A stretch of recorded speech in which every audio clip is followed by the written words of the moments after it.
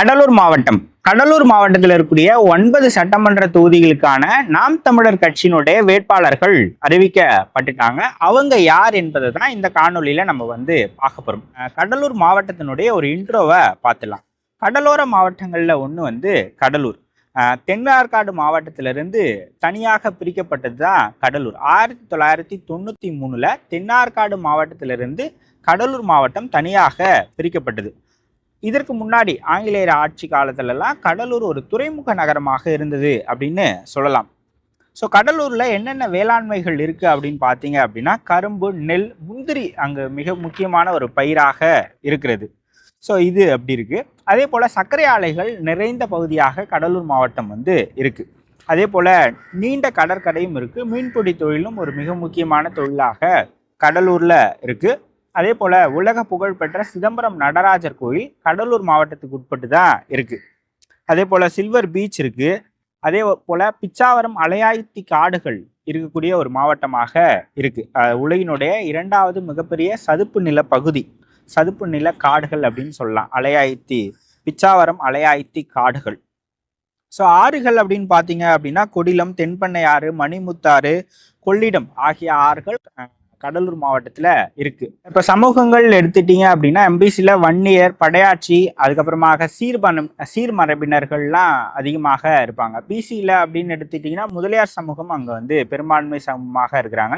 அதே போல் மீனவ சமுதாயமும் அங்கே ஒரு குறிப்பிட்ட வாக்கு வங்கியை வச்சுக்கிட்ட சமூகமாக இருக்கிறாங்க. கடலோர பகுதிகளில் மீனவர்கள் அதிகமாக இருக்கிறாங்க.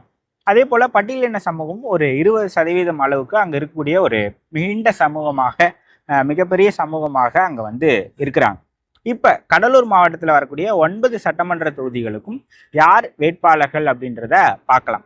151 திட்டக்குடி தனி, அங்கு வே மகாலட்சுமி அவர்கள் வேட்பாளராக அறிவிக்கப்பட்டிருக்கிறாங்க. இவங்க ஆசிரியர், நாம் தமிழர் கட்சியில மாணவர் பாசறையினுடைய மாநில ஒருங்கிணைப்பாளர்கள்ல ஒருவராக இருக்கிறாங்க.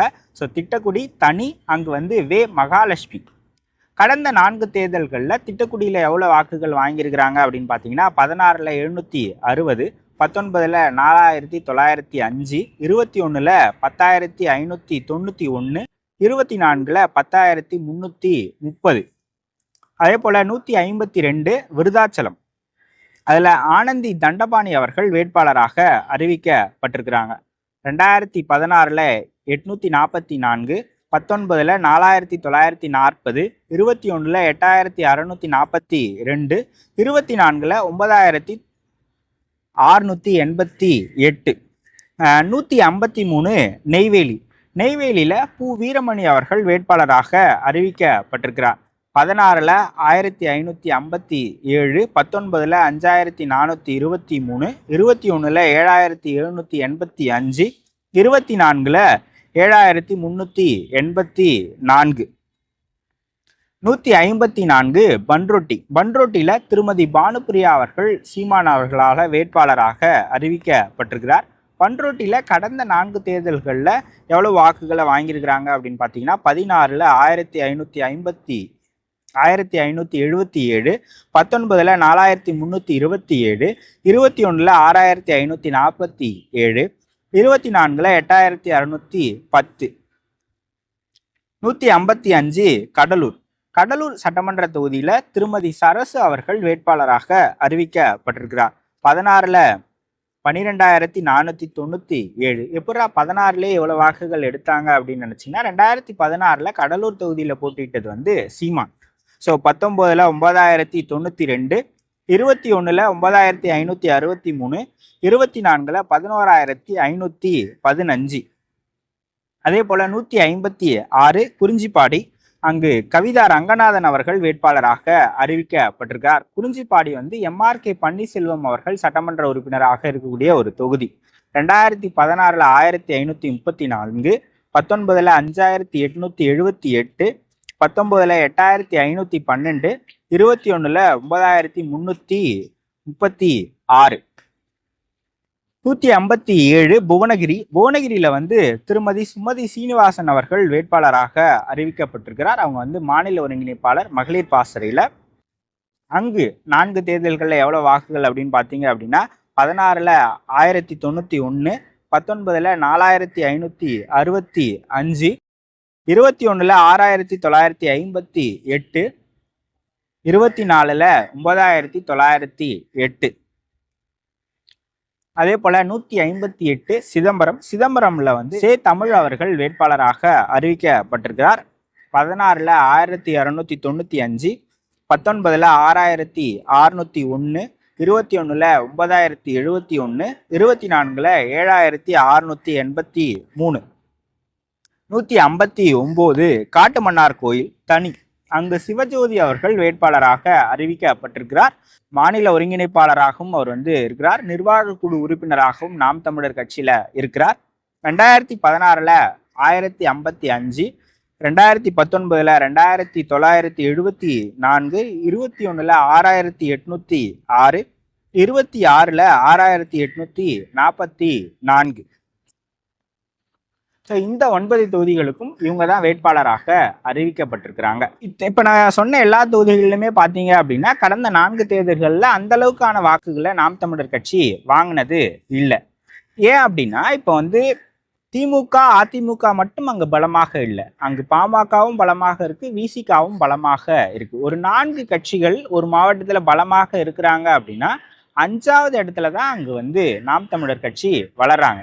இதுவே திமுக அதிமுக மட்டும் பலமாக இருக்கக்கூடிய தொகுதிகளில் நீங்க பார்த்தீங்க அப்படின்னா அங்க ஒரு 3வது ஃபோர்ஸோ 4வது ஃபோர்ஸோ இல்லை அப்படின்னா அங்கு நாம் தமிழர் கட்சி ஒரு கணிசமான வாக்குகளை வாங்கியிருக்கிறாங்க. எக்ஸாம்பிளுக்கு இப்போ இங்க 6000 7000 அப்படிதான் ஆவரேஜா இருக்குன்னா அங்க ஒரு 25,000 to 35,000 அந்த மாதிரி ஆவரேஜா வச்சிருக்கலாம். ஸோ அதிமுக திமுக இருக்கக்கூடிய அளவுக்கு அதே பலத்துல இங்க விசிகாவும் இருக்கிறாங்க, அதே போல பாமகவும் இருக்கிறாங்க. ஸோ அந்த மாதிரியாக இப்ப நீங்க வந்து பார்க்கும்போது அங்க அதனாலதான் நாம் தமிழர் கட்சியினுடைய வளர்ச்சி வட மாவட்டங்கள்ல குறைவாக இருக்கு. தென் மாவட்டங்கள், மத்திய மாவட்டம், டெல்டா அந்த மாவட்டங்களை விட வட மாவட்டங்கள்லயும் கொங்கு பகுதியில ஏன் கம்மியாக இருக்கு அப்படின்னா மற்ற பகுதிகள் இப்ப நான் சொன்ன பகுதிகளெல்லாம் திமுக அதிமுக மட்டும்தான் வலுவாக இருக்கிறாங்க. நீங்க வட மாவட்டம்னு எடுத்துக்கிட்டீங்கன்னா இங்க திமுகவும் பலம், அதிமுகவும் பலம், அதே போல விசிகாவும் பலமாக இருக்கு, பாமகவும் பலமாக இருக்கு. இப்போ கொங்கு பகுதிகள் எடுத்துக்கிட்டீங்கன்னா பாஜக அங்க ஒரு பாஜக வளர்ந்துக்கிட்டு வராங்க. கன்னியாகுமரி மாவட்டத்தின்னு எடுத்துக்கிட்டா காங்கிரஸ் பாஜக ஒரு 3rd 4th ஃப்ரண்டா இருக்கும்போது இந்த மாதிரியாக இப்போ ஒரு 3rd ஃபோர்ஸ் அங்க இல்லை அப்படின்னா அங்கு நாம் தமிழர் கட்சி ஒரு அபரிவிதமான வளர்ச்சியை சந்திச்சிருக்கிறாங்க.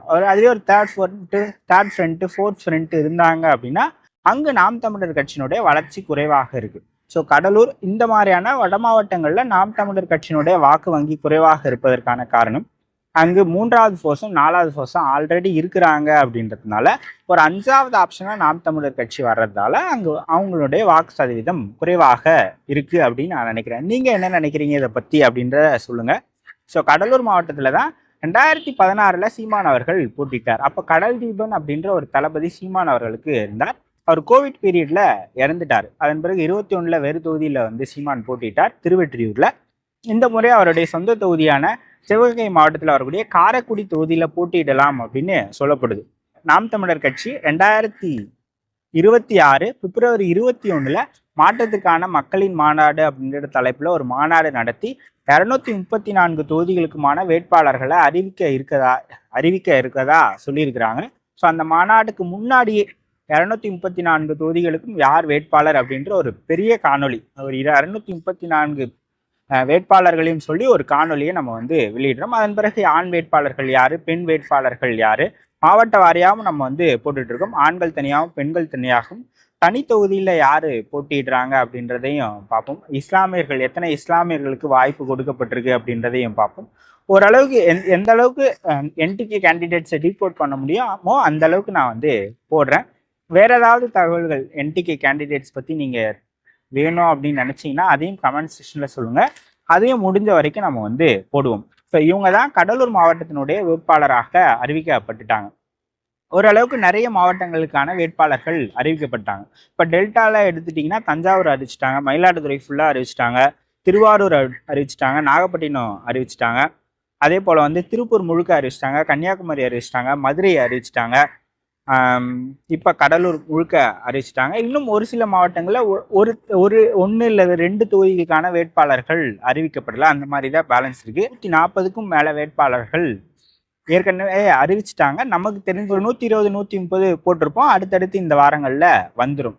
ஸோ தொடர்ச்சியா நம்ம வேட்பாளர்களை பத்தின தகவல்களை தேடிக்கிட்டே இருக்கும். ஓரளவுக்கு நமக்கு கிடைக்க ஒரு 10 மிச்சம் இருக்கிறவுடைய வேட்பாளர்கள்லாம் நம்ம வந்து போட்டுடலாம். இதுக்கப்புறம் மாவட்ட வாரியாகவே போடலாம் அப்படின்னு இருக்கேன். இப்போ நான் கடலூர் மாவட்டத்தை போட்டிருக்கேன்.